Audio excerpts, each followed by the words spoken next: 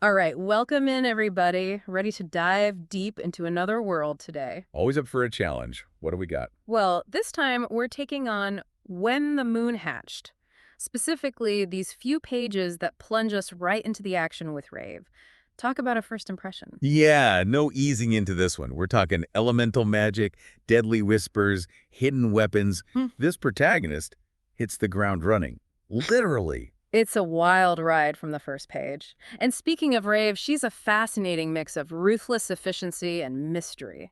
Absolutely. You see her expertise, how she uses those hidden compartments, the coded messages. Yeah. This is someone who's always prepared. Right. But then we get these hints of a hidden past, those missing Aurora cycles. She can't remember. What do you make of that? Definitely a source of trauma.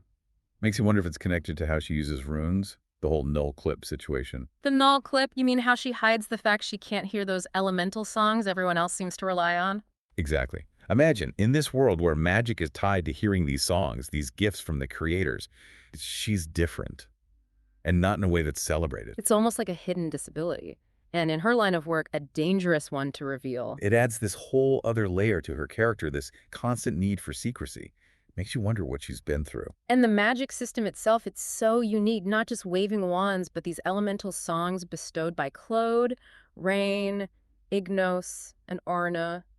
What was the last one? Boulder, each representing an element, earth, water, fire, air. It's like their essence is woven into the very fabric of this world. Right. But then we also have the runes, the silver book. Ah, yes. A totally different kind of magic. Healing, enchanting. Almost like two separate schools of thought, wouldn't you say? It makes me think of how those who use the elemental magic and those who use the runes, there's almost a sense of distrust there, wouldn't you say? Definitely a sense of us versus them. And given how powerful both systems are, I'm wondering if that tension will boil over, Yeah. especially with stakes as high as we've seen already. Because those runes are no joke. The way they're described, the detail about the craftsmanship, the power imbued into objects. I mean, Ray's rune blade makes her incredibly deadly. It speaks to a depth of knowledge, a Yeah. legacy passed down through generations, almost like a sacred art form. And speaking of ancient and powerful, let's not forget the dragons. Oh, the world building is incredible. Moon plumes, saber scythes, molten maws, each one distinctly different.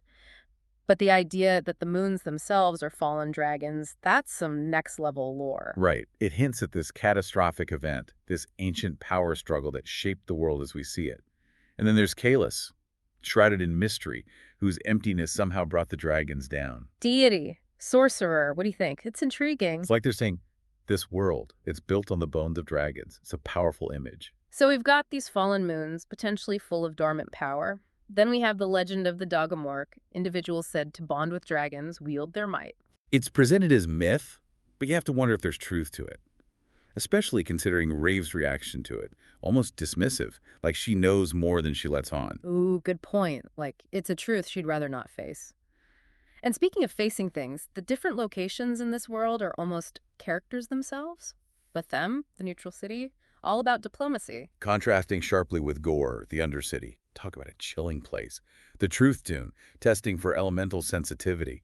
It's like their whole society is built on conformity. And then there's Gondra, scorching heat, home to the saber scythes, ruled by the Burn King. Talk about a power move, claiming dominion over a realm of fire. It's almost like the land itself dictates the magic that thrives there. The frozen north, the searing deserts, the bustling city, each location feels distinct, shaped by the forces at play. And it's not just the geography, right? The magic system, those elemental forces, they seem to influence the societies themselves. It's like they've shaped the very cultures that inhabit those spaces. Makes you wonder about cause and effect. Speaking of which, Rave's vendetta against King Kadok, this drive to dismantle his oppressive regime. There's definitely a personal element to that, don't you think? Oh, absolutely. It's all intertwined. You see it in how fiercely she protects Essie. That loyalty is a huge part of who Rave is. That compassion, that protectiveness, it adds so much depth, especially when you contrast it with how ruthless she can be. Exactly. Yeah. It's like she's constantly balancing those two sides of herself. And then you bring in the Fear Duath, the organization she's bound to. Talk about complicating matters. Blood magic, forced servitude. It's clear she's got a complicated relationship with them. Right. You see her bristle against their methods, question their motives. It makes you wonder, is she a true believer or just biding her time, waiting for a chance to break free? And Serene, the leader. Hmm. There's definitely a power struggle brewing there. Oh, those two are like fire and ice. You can practically feel the tension every time their paths cross. And then, just when you think you're starting to understand the board, bam, enter the Burn King. Talk about a dramatic entrance. Right. Talk about shaking things up. Mm. One minute she's facing certain death, the next, whisked away by this powerful, enigmatic figure. Karwan Vagor. The way he's described, his aura of command, his connection to fire. It's clear he's a force to be reckoned with, but it's the way he sees through her. That's what gets me. He sees right through those walls, those defenses she's so carefully built up. It's actually refreshing seeing someone challenge her like that. It's like their connection, it shifts the whole dynamic. Captor captive, sure, but there's this undercurrent, this undeniable chemistry. It's almost like watching a dance unfold. And the more we learn about him, his past, the missing queen, the weight he carries, it becomes clear he's not just some power-hungry tyrant. He's got layers. And that shared history, it all circles back to the Malmasir, that ruined bangle. It's more than just a trinket, isn't it? It's a symbol, a connection that runs deeper than either of them wants to admit. You can tell it holds the key to unlocking something, both in Reeve's past and in Cairns. And then there's the prophecy. The Kolu, the Jackal clan, the trials. It's like destiny has Rave in its sights, whether she likes it or not. That's the question, isn't it? Will she embrace that fate, the mantle of the Kolu? Or will she forge her own path, even if it means defying prophecy itself? She's always been one to carve her own way. But there's also the fate herder, this enigmatic guy nudging her towards her supposed destiny. It makes you wonder, who's really in control? Right. Is Rave truly the master of her own fate? Or is she just playing a part in a much larger game? It's like the more you learn, the less clear things become. And this whole theme of seeing, it keeps coming up. Rave's ability to see through illusions, her fear of being truly seen, it's like a constant thread woven throughout. It's more than just sight, isn't it? It's about perception, Oh. seeing beyond the surface, whether that's illusions, facades, even seeing into the heart of the matter. Yeah, and sometimes that kind of seeing, it comes with a price. Look at Rave, she can handle illusions, but let someone get too close, she pulls back. Vulnerability is a dangerous game in her world. Makes you wonder, what is she so afraid to let people see? I mean, we get those glimpses of her past, those missing years, but it's like she's protecting something, maybe even from herself. Speaking of the past, what about Eluin's diary? It's practically a character at this point. Eluin's presence is everywhere, right? Hmm. A ghost in the machine. And not just for Rave, for Kyan too. It's this shared history that still shapes them, even now. It's like this echo of a love story cut tragically short. And talk about an ending that just rips your heart out. Finding Eluin like that, the weight of it on Radiant, you really feel it. Oh, absolutely. It's devastating. Ugh. But you also see how it shifts things for her and Kyan. Suddenly there's this shared understanding, this grief that binds them together in a way nothing else could. It shows a different side of Khan, too. He's not just this powerful king anymore. He's someone wrestling with loss, with regret.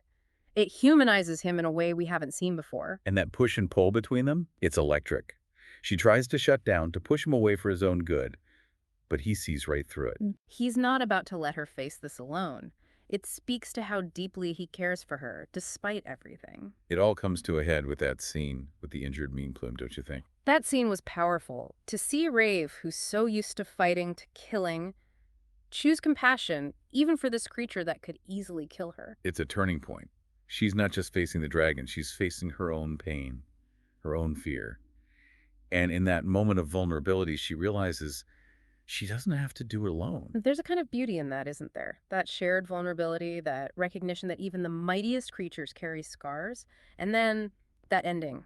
The aurora, the dance.